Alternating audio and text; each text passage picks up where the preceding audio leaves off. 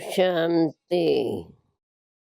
बाप दादा बोले, मीठे बच्चे, शिव बाबा का बनकर कोई भी भूल नहीं करना। भूल करने से बाप का नाम बदनाम कर देंगे।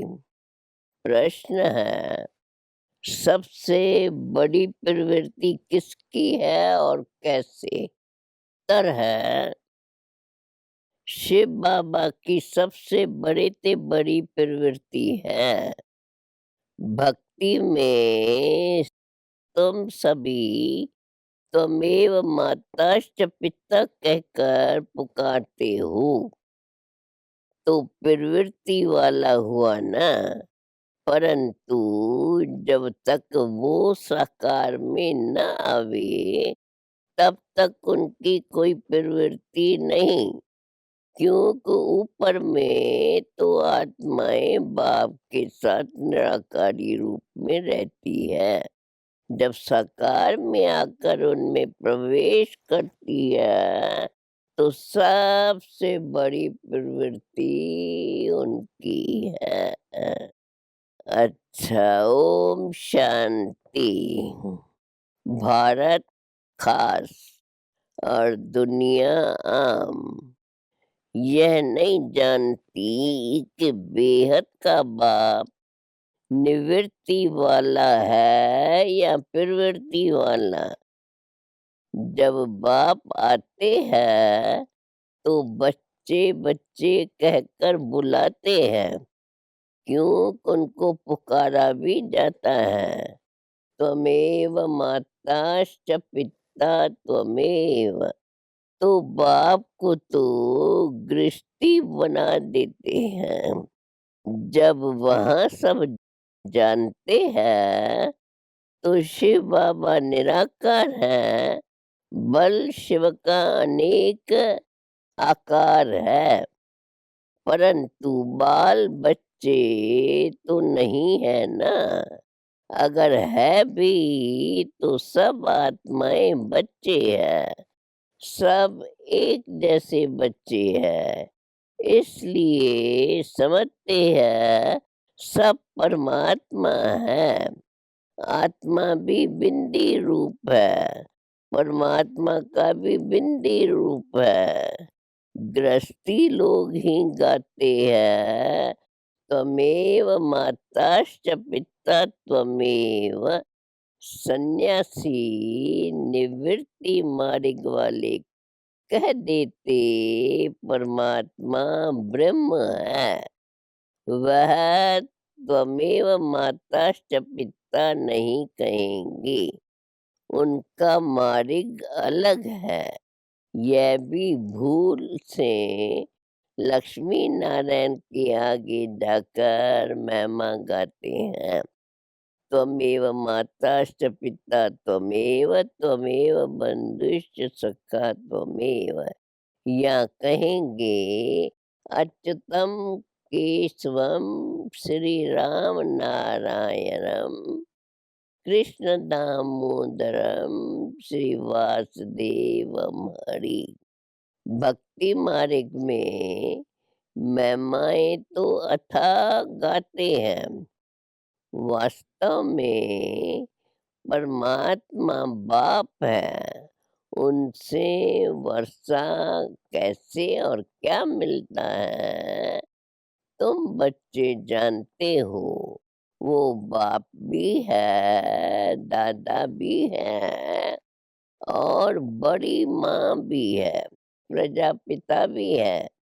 इस द्वारा कहते हैं बच्चे, मैं तुम्हारा बाप भी हूँ।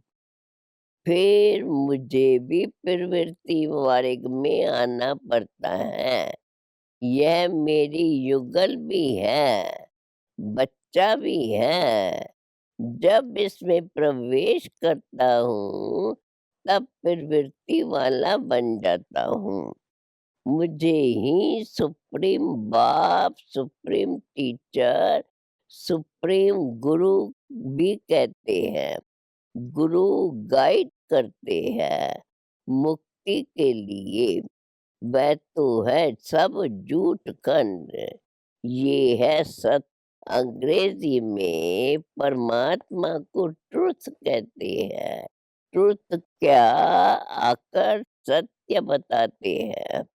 यह किसको पता नहीं है, हम तुमको भी पता नहीं है। तो जैसे नई बात हो गई ना, वह ज्ञान का सागर सचखंड स्थापन करने वाला है। जरूर कभी सच बता के गया है, तभी तो गायन है। सचखंड को हेवन कहते हैं। वहाँ डीटी सावरंटी दिखाते हैं। अभी है पुरानी वर्ल्ड, वो फिर नई वर्ल्ड होने वाली है। पुरानी दुनिया को आग लगनी है। स्थापना के समय विनाश भी गाया जाता है। करण करावनहार परमात्मा गाया हुआ है। ब्रह्मा द्वारा स्थापना करते हैं। कैसे कराते हैं, वह तो खुद ही आकर बताएंगे। मनुष्य कुछ भी नहीं जानते। कहते हैं परमात्मा करण करावनहार है, और फिर ड्रामा का भी पता पड़ गया। कलयुगांत सत्यगाद, इस संगम को ही ऊंच मानना चाहिए। कलयुग के बाद सतयुग आता है, फिर नीचे उतरना पड़ता है। स्वर्ग नरक गाया हुआ है। मनुष्य मरते हैं तो कहते हैं स्वर्गवासी हुआ। जरूर कोई समय स्वर्गवासी हुए हैं। यह खास भारतवासी कहते हैं, क्योंकि जानते हैं भारत सबसे प्राचीन है, तो जरूर यही हेवन होगा। बातें कितनी सहज है, परंतु ड्रामा अनुसार समझते नहीं है। तब तो बाप आते हैं समझाने, पुकारते भी है बाबा आओ। आप में जो नॉलेज है वो आकर के हमें दो। पतितों को पावन बनाने आओ। फिर कहते हैं हमारा दुख हर कर सुख दो। परंतु ये पता नहीं कि क्या नॉलेज देंगे, क्या सुख देंगे। अब तुम बच्चे जानते हो, वह बाप ही आकर तो जरूर बाप से रचना हुई होंगी। फादर अर्थात रचता। बच्चे ने फादर कहा तो क्रिएशन ठहरी ना। क्रिएशन भी जरूर कहाँ से पैदा हुई होंगी। फिर बच्चों को प्रॉपर्टी भी दे देंगे। यह तो कॉमन बात है। इसलिए ही मुझको त्वमेव माताश्च पिता कहते हैं, तो बाबा बड़ा गृहस्थी हुआ ना। बुलाते भी हैं, हे मात पिता आओ आकर पावन बनाओ। अब फादर तो है, मदर बगैर रचना कैसे हो सकती है। यह तो यह रचना बाबा कैसे रचते हैं, ये है बिल्कुल नई बात। यहाँ भी बहुतों की बुद्धि में ठहरता नहीं है, और सब जगह सिर्फ परमात्मा को फादर कह बुलाते हैं। यहाँ दोनों है, मदर फादर। यह तो सब जानते हैं। क्रिश्चियन धर्म के आगे बोधि धर्म था, उनके आगे इस्लामी धर्म था। यह है पाठशाला। अब पाठशाला में सिर्फ एक किताब थोड़ी ही होगा। पाठशाला में तो मैप्स भी चाहिए। वो जिस्मानी विद्या तो काम में नहीं आएंगी। मैप्स से मनुष्य झट समझ जाएंगे। यह तुम्हारी मुख्य मैप्स है। कितना विस्तार से समझाया जाता है, फिर भी पत्थर बुद्धि समझते नहीं। प्रदर्शनी में त्रिमूर्ति पर ही पहले समझाना है। यह तुम्हारा बाबा है, वह दादा भी है। ज्ञान कैसे देवे, वर्षा कैसे देवे, भारतवासियों को ही तो वर्षा मिलना है। परम पिता परमात्मा ब्रह्मा, देवता, क्षत्रिय 3 धर्म की स्थापना करते हैं। ब्रह्मा द्वारा ब्राह्मण ही रचते हैं। ये है यज्ञ। इसको कहा जाता है रुद्र ज्ञान यज्ञ। और भक्ति मार्ग के जो यज्ञ है वो धीरे से शुरू होते हैं, क्योंकि पहले-पहले होती है शिव की पूजा, फिर देवताओं की पूजा। उससे समय कोई यज्ञ नहीं होता। बाद में यह यज्ञ करना पड़ता है। पहले देवताओं की पूजा करते हैं। अब तुम पूजा लायक नहीं हो। लोग शिव के ऊपर जाकर अक और धतूरा क्यों चढ़ाते हैं? बाप समझाते हैं, तुम सब कांटे थे। उनसे फिर कोई सदा गुलाब, कोई मोतिया बनते हैं, कोई फिर अक के फूल भी बन पड़ते हैं। पूरा नहीं पड़ते तो अक बन जाते हैं। कोई काम के नहीं रहते हैं। शिव बाबा पर सब कांटे चढ़ते हैं, फिर उनको फूल बनाते हैं। ये सब बातें बाप ही समझाते हैं और कोई समझाए न सके। भक्ति मार्ग कितना लंबा चौड़ा है, परंतु उसमें ज्ञान जरा भी नहीं। सतयुग में देवी देवता थे, कलयुग में एक भी देवता नहीं। तो जरूर परमात्मा ने मनुष्यों को देवता बनाया होगा। तो बाप आकर ऐसा कर्म सिखलाते हैं जो मनुष्य सीख कर दैवी गुण धारण कर देवी देवता बन गई। और धर्म वाले क्या सिखलाएंगे, क्योंकि उनको तो ऊपर से उनके पिछाड़ी में आना पड़ता है। तो वह ज़रूर पवित्रता का ज्ञान देते हैं।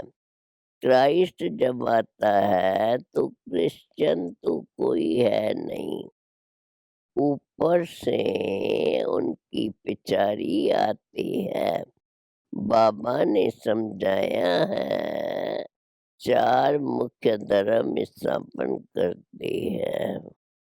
उनका जो शास्त्र है उनको कहा जाता है धर्म शास्त्र। तो मुख्य है 4 धर्म, बाकी सब है छोटे। छोटे धर्म जो वृद्धि को पाते रहेंगे। इस्लामी धर्म का शास्त्र अपना, बौद्धियों का अपना। तो धर्म शास्त्र सिर्फ यही ठहरे। ब्राह्मण धर्म तो अभी का है। वो लोग गाते हैं ब्राह्मण देवताय नमः, तो उन ब्राह्मणों को समझाना है। परमात्मा जब ब्रह्मा द्वारा आकर ब्रह्मा मुखवंशावली रचते हैं वही सच्चे ब्राह्मण हैं। तुम तो प्रजापिता ब्रह्मा की औलाद हो ही नहीं।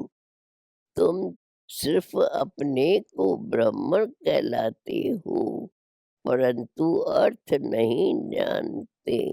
ब्रह्मा भोजन जब खाते हैं तो संस्कृत में श्लोक पढ़ कर के ब्रह्मा भोजन की महिमा गाते हैं। महिमा सारी फालतू करते हैं। उनसे पूछना चाहिए कि तुम ब्राह्मण कैसे ठहरे। पहले तो ब्रह्मा चाहिए, जिस ब्रह्मा द्वारा परमात्मा सृष्टि रची। तो सच्चे ब्राह्मण हो तुम। ब्राह्मणों को तो चोटी दिखाते हैं ना, विराट रूप में, फिर ब्राह्मण दिखाते नहीं। तो ब्राह्मण आए कहाँ से?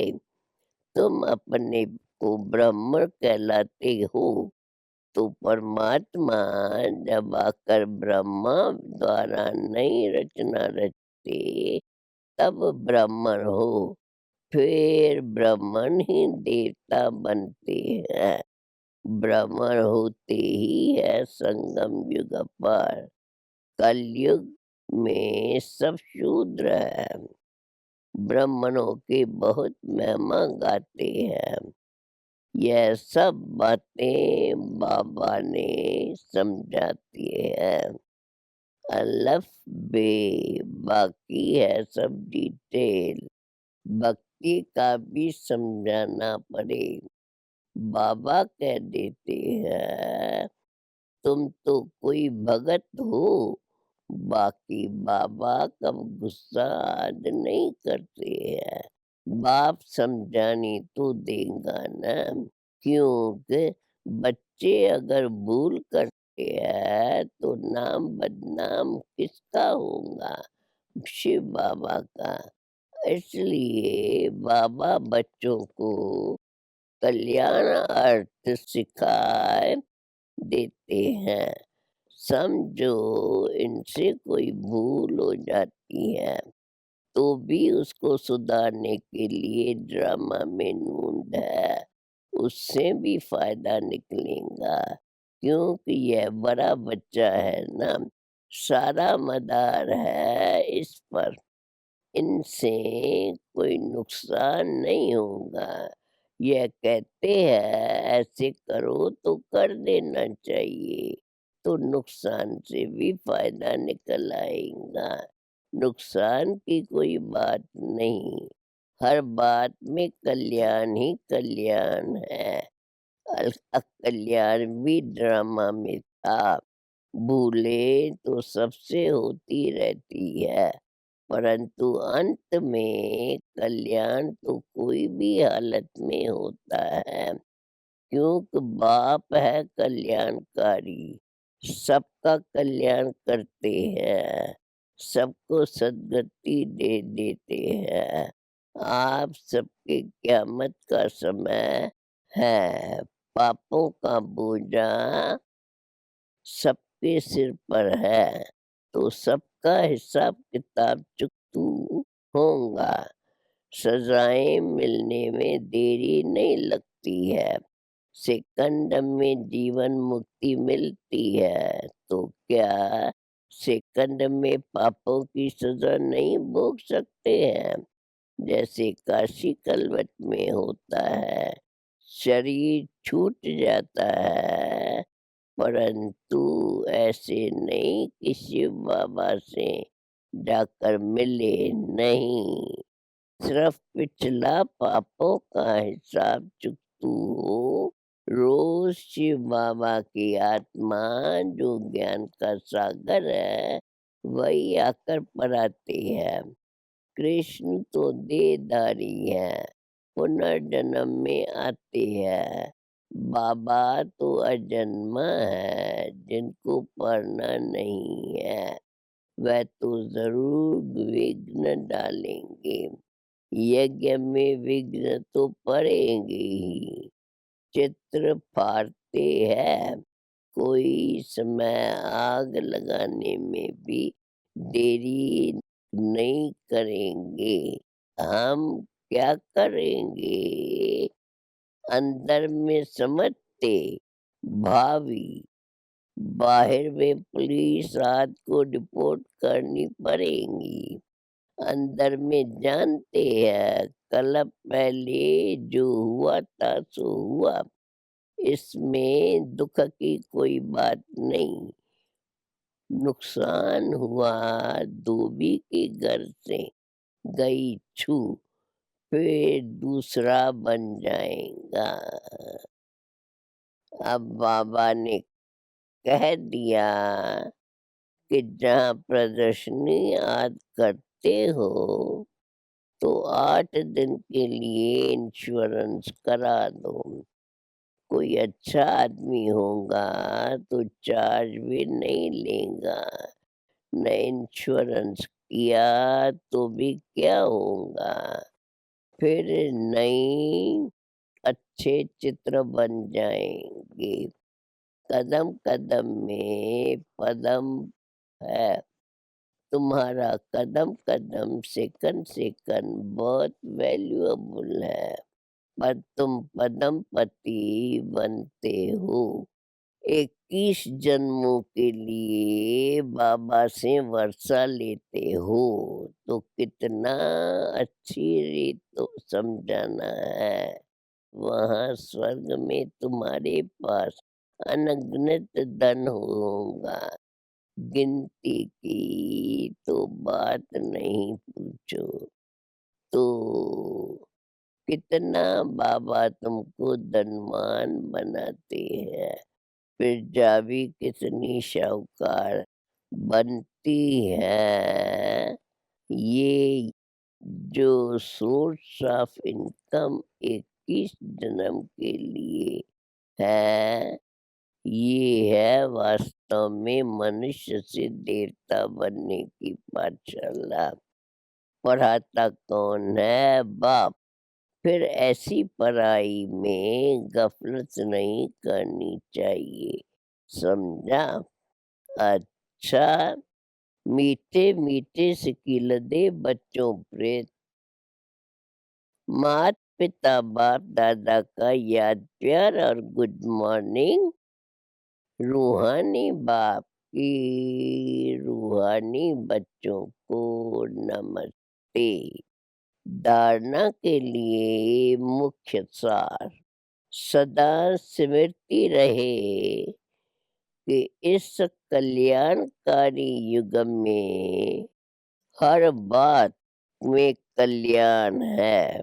हमारा अकल्याण हो नहीं सकता। हर बात में कल्याण समझ सदा निश्चिंत रहना है। दूसरा, सदा गुलाब बनने के लिए पढ़ाई पर पूरा पूरा ध्यान देना है। पढ़ाई में गफलत नहीं करनी है। अक का फूल नहीं बनना है।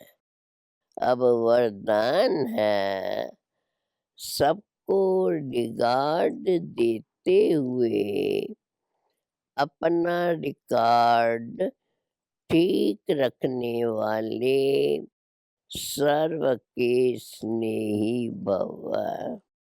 जितना जो सभी को रिगार्ड देता है, उतना ही अपने रिकॉर्ड को ठीक रख सकता है। दूसरों का रिकॉर्ड रखना अपना रिकॉर्ड बनाना है।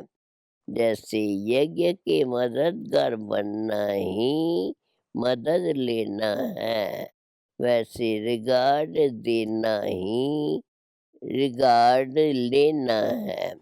एक बार देना और अनेक बार लेने के हकदार बन जाना। वैसे कहते हैं छोटों को प्यार और बड़ों को रिगार्ड दो, लेकिन जो सभी को बड़ा समझकर रिगार्ड देते हैं वो सबके स्नेही बन जाते हैं। इसके लिए हर बात में पहले आपका पाठ पक्का करो। लास्ट में स्लोगन है, बाप दादा की मिली हुई शिक्षाएं समय पर याद आना ही तीव्र पुरुषार्थ है। समझा? ओम शांति।